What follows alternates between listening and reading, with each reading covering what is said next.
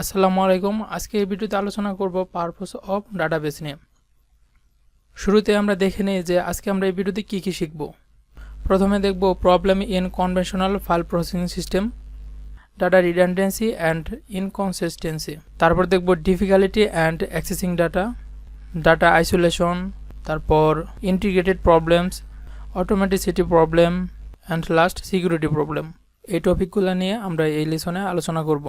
তাহলে শুরুতে আসতেছে আমাদের কনভেনশনাল ফাইল প্রসেসিং সিস্টেম। যখন ডেটাবেস ম্যানেজমেন্ট সিস্টেম আবিষ্কার হয়নি তখন ডেটাগুলো স্টোর করার জন্য এই কনভেনশনাল ফাইল প্রসেসিং সিস্টেম ব্যবহার করা হতো। তখন ডেটাগুলো বিভিন্ন ফরম্যাট এবং বিভিন্ন ফাইলে স্টোর করা হতো। যখন আমরা এই ফাইলগুলো বিভিন্ন ফরম্যাটে স্টোর করতাম তখন এই ফাইলগুলো এক্সট্রাক্ট বা রিক্রিউট করার জন্য বিভিন্ন অ্যাপ্লিকেশন প্রোগ্রাম ব্যবহার করা হতো, আর এটা আমাদের জন্য খুবই ডিফিকাল্ট ছিল। যখন ডেটাবেস ম্যানেজমেন্ট সিস্টেম আবিষ্কার হয়নি তখন আমরা এভাবে ডেটাগুলোকে আমরা স্টোর করতাম, যেটা আমাদের জন্য খুবই সমস্যা ছিল। তারপর হচ্ছে data redundancy and inconsistency. Data redundancy occurs when the same data are stored more than one in one or more table in a relational database। অর্থাৎ যখন আমরা একটা টেবিলে সেম ডাটা বারবার ব্যবহার করি সেটা হচ্ছে আমাদের রিডান্ডেন্সি। অর্থাৎ একটি ডাটাকে আমরা কয়েকবার ব্যবহার করি, অর্থাৎ রিপিট করা হয়, সেটা হচ্ছে রিডান্ডেন্সি। যখন আমরা ডাটাবেস ম্যানেজমেন্ট সিস্টেম ব্যবহার করব তখন আমরা এই রিডান্ডেন্সিটাকে রিডিউস করতে পারবো, কারণ আমাদের একটা টেবিলে সেম ডাটা বারবার রিপিট হওয়ার দরকার নাই।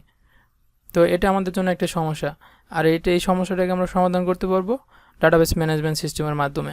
তারপর হচ্ছে data inconsistency means that the various copies of the data in database no longer agree. অর্থাৎ আমাদের একটি ডাটাবেস অর্থাৎ আমাদের একটি টেবিলে অর্থাৎ ডাটা ইনকনসিস্টেন্সির মাধ্যমে এখানে কোনো কপি ডাটা অ্যাকসেপ্ট করবে না। ডিফিকাল্টি ইন অ্যাক্সেসিং ডাটা, আমরা একটু আগে আলোচনা করছি যে কনভেনশনাল ফাইল প্রসেসিং সিস্টেমে আমাদের কী কী সমস্যা আছে। এই কনভেনশনাল ফাইল প্রসেসিং সিস্টেমের মাধ্যমে আমরা কোনো ডাটাকে অ্যাক্সেস নেওয়া, কোনো ডাটার আপডেট করা, ডিলিট করা, রিক্রিউট করা, এগুলো আমাদের জন্য একটু ডিফিকাল্ট। একটা উদাহরণ দিলে আপনাদের বুঝতে সুবিধা হবে যে আমাদের ইউনিভার্সিটিতে যে আমাদের আইডি এবং আমাদের নেম, আমাদের যে ইনফরমেশনগুলো থাকে, এখন যদি আমরা ভার্সিটির অথরিটির কাছে যাই একটা আইডি দিয়ে আমরা যদি জানতে চাই যে আমাদের এই আইডির ইনফরমেশন লাগবে, আর সেই ডাটাবেসটা যদি কনভেনশনাল ফাইল প্রসেসিং সিস্টেমের মাধ্যমে করা হয় তখন কিন্তু সেই ডাটাগুলোকে খুঁজে বের করা অনেক কষ্ট হবে, কারণ সেগুলোকে একে একে আমাদের খুঁজে বের করতে হবে। এবং যেহেতু কনভেনশনাল ফাইল প্রসেসিং সিস্টেমের মধ্যে ফাইলগুলোকে বিভিন্ন ফরম্যাটে সাজানো থাকে, সেজন্য তখন এই ইনফরমেশন খুঁজে বের করাটা আমাদের জন্য একটু কঠিন হবে। ডাটা আইসোলেশন, আমরা ডাটা আইসোলেশন বলতে বুঝি যে ডাটাগুলো ছড়িয়ে ছিটিয়ে থাকা। অর্থাৎ যখন একটি ডাটা বিভিন্ন ফরম্যাটে থাকবে এবং সেগুলো বিভিন্ন ফরম্যাট থাকার কারণে আমাদের সেগুলো অ্যাক্সেস করার জন্য বিভিন্ন অ্যাপ্লিকেশন প্রোগ্রাম ব্যবহার করতে হয়। তো এটা আমাদের জন্য একটা ডিফিকাল্টি। ইন্টিগ্রেটেড প্রোগ্রাম হচ্ছে যে অখণ্ডতা। যখন আমরা কোনো একটি ডাটাবেজের মধ্যে কোনো ডাটা আপডেট করব এবং ডিলিট করব, এগুলো যদি আমরা কোনো কন্ডিশন দিয়ে ইনসারশন এবং ডিলিট আপডেটের কাজগুলো করি এবং এটা যদি একটা রুলসের মাধ্যমে হয় তাহলে সেটাকে বলা হয় ইন্টিগ্রিটি কনস্ট্যান্টস। এই ইন্টিগ্রিটি প্রোগ্রামটা ইনশিওর করে যে আমাদের যে টেবিলে যে ডাটাটা ব্যবহার করতে চাইতেছি সেই ডাটাটা কি আমাদের এই টেবিলের জন্য রিলেভেন্ট কিনা, রিলেটেড কিনা। আমরা যদি একটি হসপিটাল ম্যানেজমেন্টের জন্য যদি একটা ডাটাবেস তৈরি করি, এখন আমরা যে ডাটাটি এই টেবিলে ইনসার্ট করব সেই ডাটাটি কি এই টেবিলের সাথে রিলেটেড কিনা সেটা ইনশিওর করে। দেয়ার আর 4 type of integrity constants. Integrity হচ্ছে 4 প্রকার, তার মধ্যে প্রথমে হচ্ছে ডোমেন কনস্ট্যান্টস। ডোমেন হচ্ছে যে ডোমেন দিয়ে একটি এলাকাকে বোঝায়। যেমন আমি এর আগে আলোচনা করছি যে আমরা যদি একটি হসপিটালের জন্য একটি ডাটাবেস তৈরি করি সেখানে কিন্তু আমরা একটা ব্যাংকের ডাটা রাখতে পারবো না। একইভাবে যখন আমরা একটা টেবিল ক্রিয়েট করব সেখানে আমরা কী টাইপের ভ্যালু রাখবো সেটা আমরা আগে থেকেই সিলেক্ট করে দিব। যেমন আমরা যদি ওইখানে যদি স্ট্রিং টাইপের ভ্যালু রাখতে চাই সেখানে কিন্তু আমরা ইন্টিজার টাইপের ভ্যালু রাখতে পারবো না। দেয়ার শুড বি প্রাইমারি কি ফর এভরি রিলেশনাল টেবিল। অর্থাৎ এই কি কনস্ট্যান্টের মধ্যে আমাদের একটি প্রাইমারি কি থাকতে হবে, যেটা আমাদের প্রত্যেকটা টেবিলের মধ্যে একটা প্রাইমারি কি থাকে, আর এই প্রাইমারি কিটা আমাদের ইউনিক হতে হয়। যে আমাদের একটা প্রাইমারি কির সাথে অন্য একটা প্রাইমারি কি কোনো সময় মিলতে পারবে না। একটা টেবিলের জন্য একটা প্রাইমারি কি ওইটা ইউনিক থাকে। তারপর হচ্ছে entity integrity constants. No null value should be there for the primary key. অর্থাৎ আমাদের যে প্রাইমারি কি থাকবে সেই প্রাইমারি কিতে আমাদের অবশ্যই একটি ডাটা থাকতে হবে। প্রাইমারি কিটা কোনো সময় নাল হতে পারবে না, অর্থাৎ প্রাইমারি কি কোনো সময় খালি থাকতে পারবে না।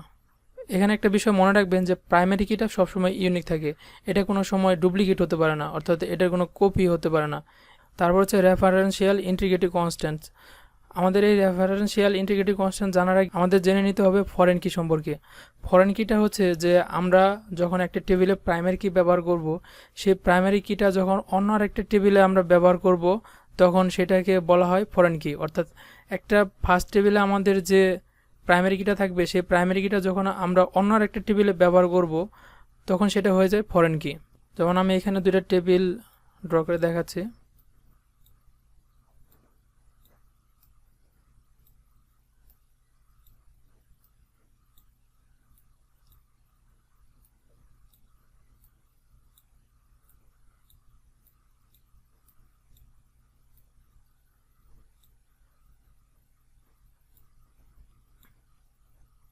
ধরেন এটা হচ্ছে আমাদের ফার্স্ট টেবিল, এটা হচ্ছে আমাদের সেকেন্ড টেবিল। এখন এই ফার্স্ট টেবিলে আমাদের যে প্রাইমারি কিটা আছে, ধরলাম এখানে আমাদের প্রাইমারি কি আছে 1।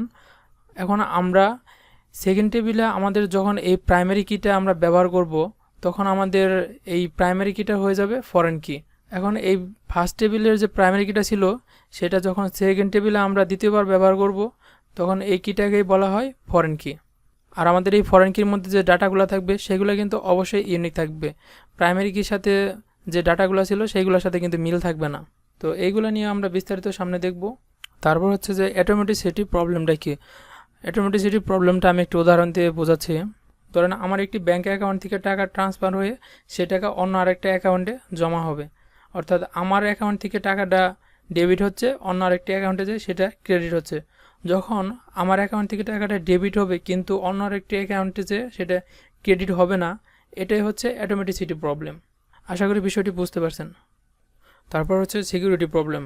সিকিউরিটি প্রবলেমটা হচ্ছে এরকম যে ধরেন আমাদের একটি ইউনিভার্সিটির ডাটাবেস আছে, সেই ডাটাবেসের মধ্যে কিন্তু স্টুডেন্টের ইনফরমেশন, টিচারের ইনফরমেশন, ডিপার্টমেন্ট স্টাফদের ইনফরমেশন, তারপর আমাদের রেজাল্টের ইনফরমেশন, আমাদের ব্যাংকের ইনফরমেশন, এগুলো কিন্তু সেই ডাটাবেসের মধ্যে থাকে। এখন যদি এই ডাটাবেসটার সিকিউরিটি সিস্টেম দুর্বল থাকে তখন কিন্তু যে কেউ চাইলে এটা হ্যাক করতে পারবে, এবং কেউ যদি চায় যে তার রেজাল্ট পরিবর্তন করবে তখন কিন্তু সে পরিবর্তন করতে পারবে।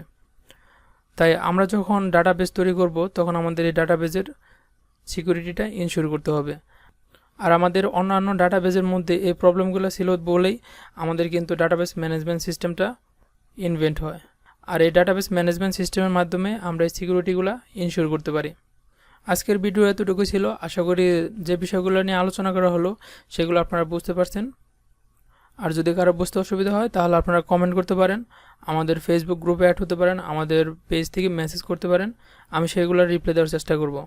তাহলে আজকে এই পর্যন্ত, সবাই ভালো থাকবেন, দেখা হবে নেক্সট ভিডিওতে।